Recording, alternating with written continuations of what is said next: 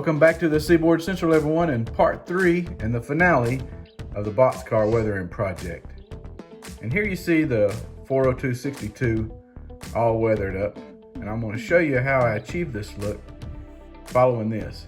But first, a little bit about the graffiti. If you don't like the graffiti, I would suggest modeling when the Boxcars were new. They come out in 95, so maybe pick 1996 would be a good year. The Boxcars would more than likely not have the graffiti, and all you need to do is add some dull coat, weather those trucks and couplers, and you'd be good to go. But since I'm model 2015, it's pretty much a natural that there's going to be graffiti on Boxcars. Finding some without it is a rarity and is more of an exception than the rule. So this is how the other side turned out, and I wanted to achieve an older style graffiti that's been there for a while. It started to fade with the Boxcar, and you can see the car has been patched, a sloppy patch job, but it's been patched and re-stenciled where the reported marks had been covered up, and so the shop forces took care of that. So up next, I'll show you where I got the ideas for these graffiti.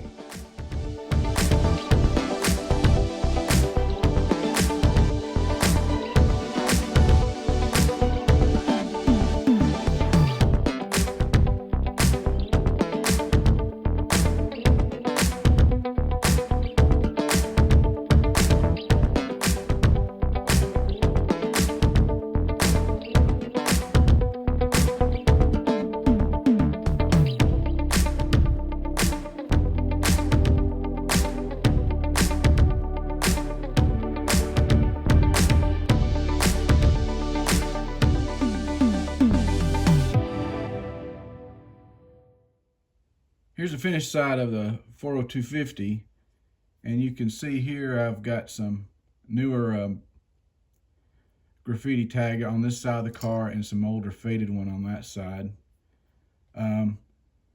This logo is really starting to rust. Remember, this is a 20-year-old paint job. It's been in service for 20 years. The door is pretty good shape. There is a lot of rust here. If you look real close, this part right here on the door, right underneath this safety stripe, is a little pocket for the forklift trucks.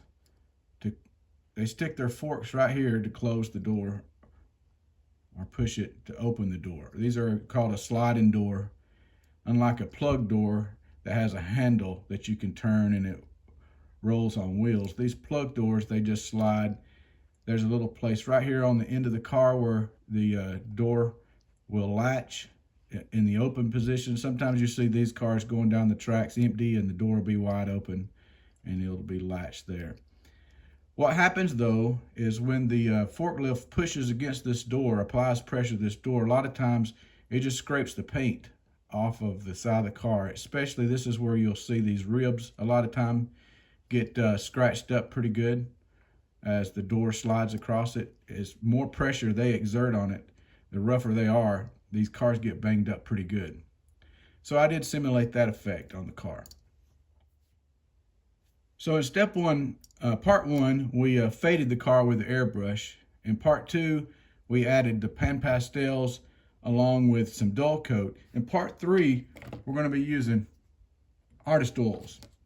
And I like to use burnt umber and burnt sienna to create a good weathered, rusty effect on these cars. This stuff takes a while to dry, so you don't want to be handling these cars for a while after you do it.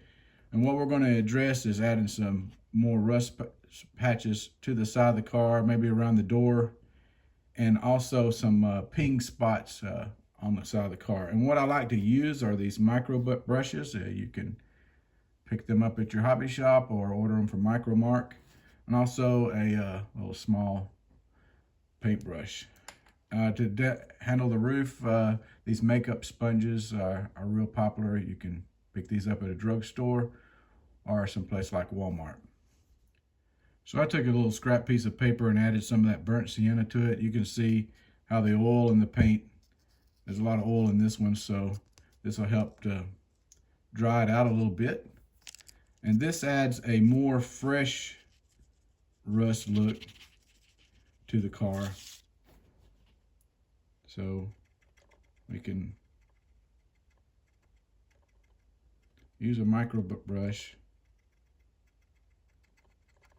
and kind of get close to this area. And I'm going to vary the look on this, kind of just fade it out. It's going to go right along that stripe.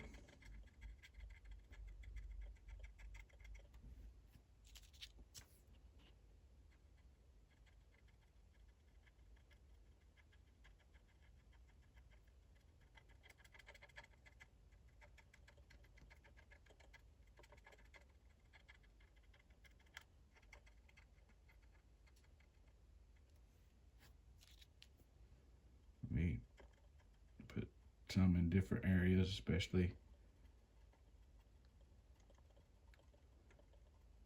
on this top part.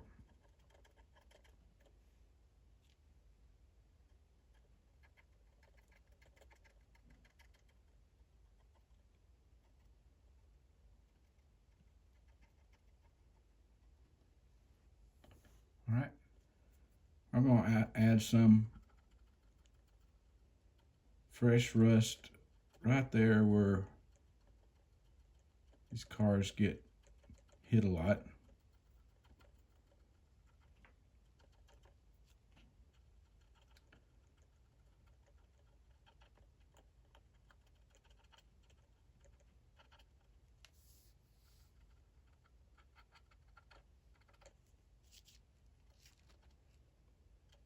There's some around the door latch itself.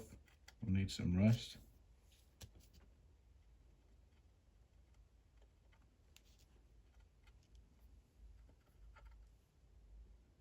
And maybe we'll put some right on the leading edge of this.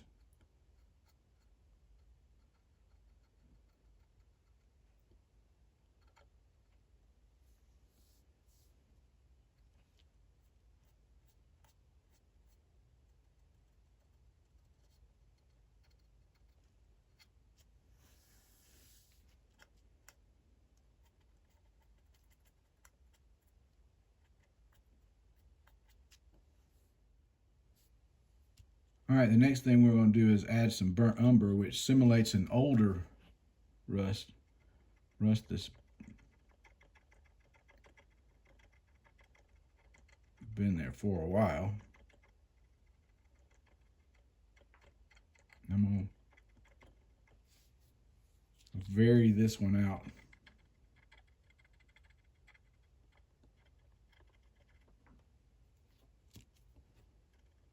Try to focus it more to like the center of this other stuff.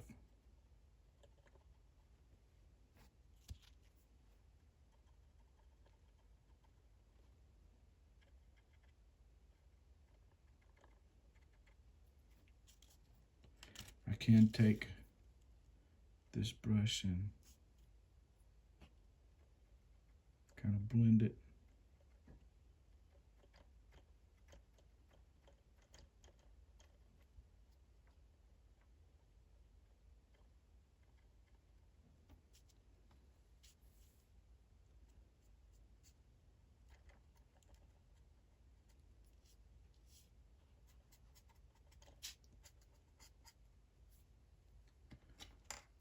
And using this micro brush, we can add some very tiny, you can see this,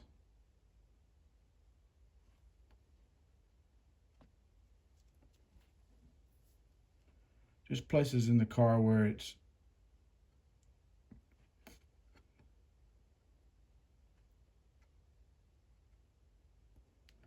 the paint is chipped away. Don't want to overdo it. Good weathering is knowing when to stop. You can take the brush and lightly pull that down.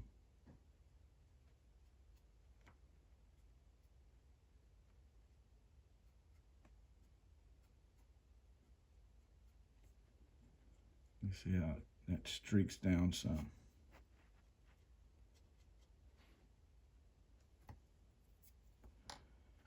And I want to get on this door.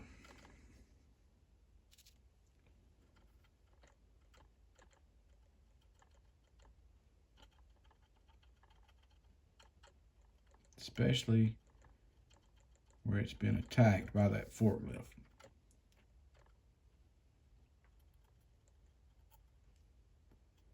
I'm going to do some streaks on the door too.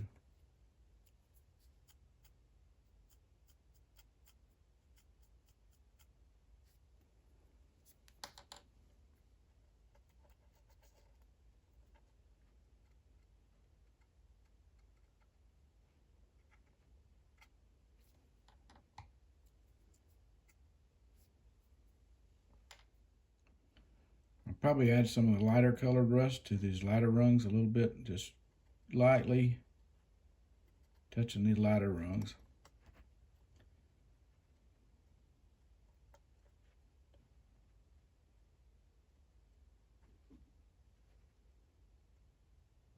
By fading the car, this really gives this rust a chance to really work and shine. All right, that's enough for this side of the car, I think.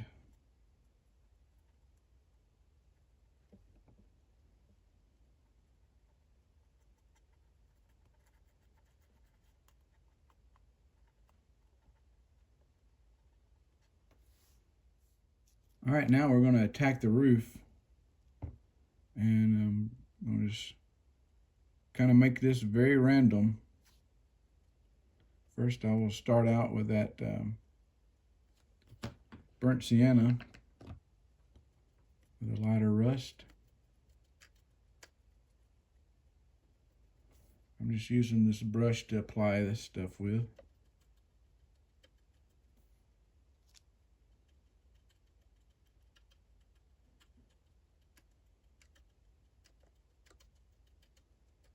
I'm just giving a splotchy effect.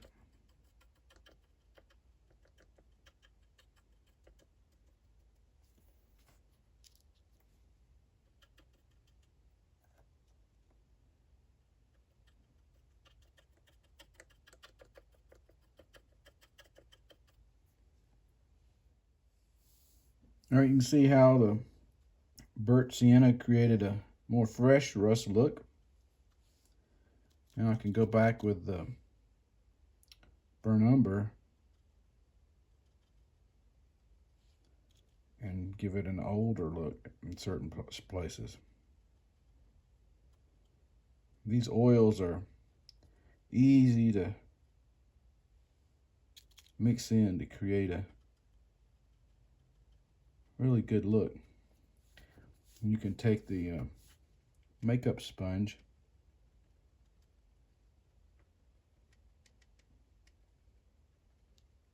and create a more rusty looking pattern.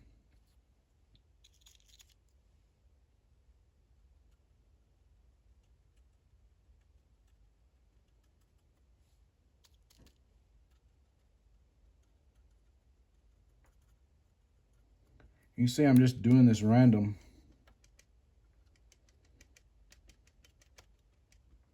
I want both kind of showing through.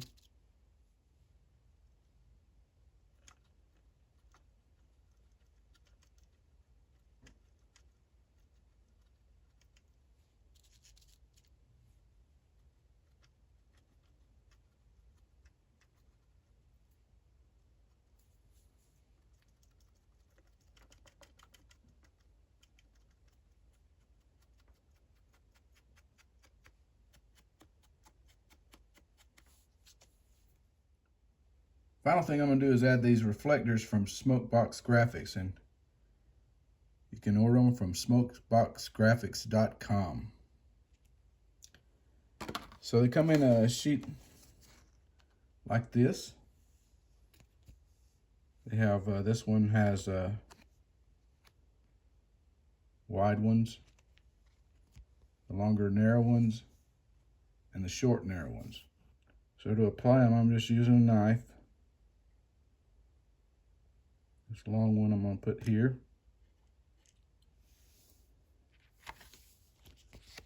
And I'll put another long one on the other side.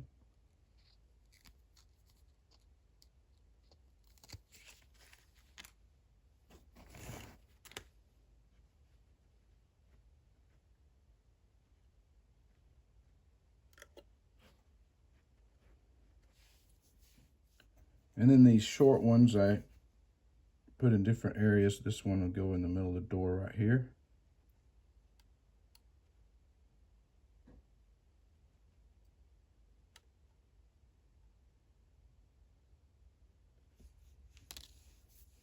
We'll put this next one right here.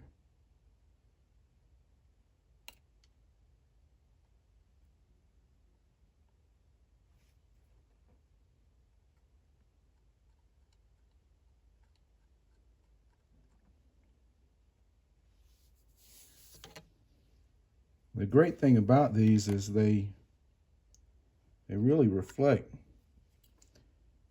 Now these don't have to be applied perfectly, since these were applied by the shop at a later date, and it's just some dude just came and slapped them on the side of the car and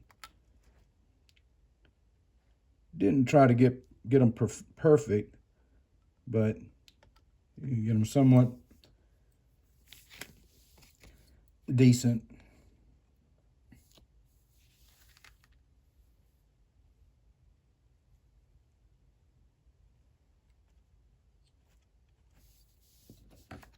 And we'll put one more.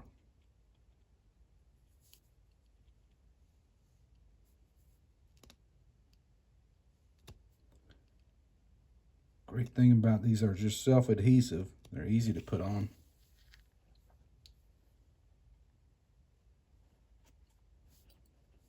Just like that. And the car's finished. Hope you've enjoyed this series on upgrading and weathering these cars. They're equipped with the Rapido Code 88 33-inch metal wheels. They got KD 158 couplers. They've been faded, weathered, tagged. Now they're ready for service.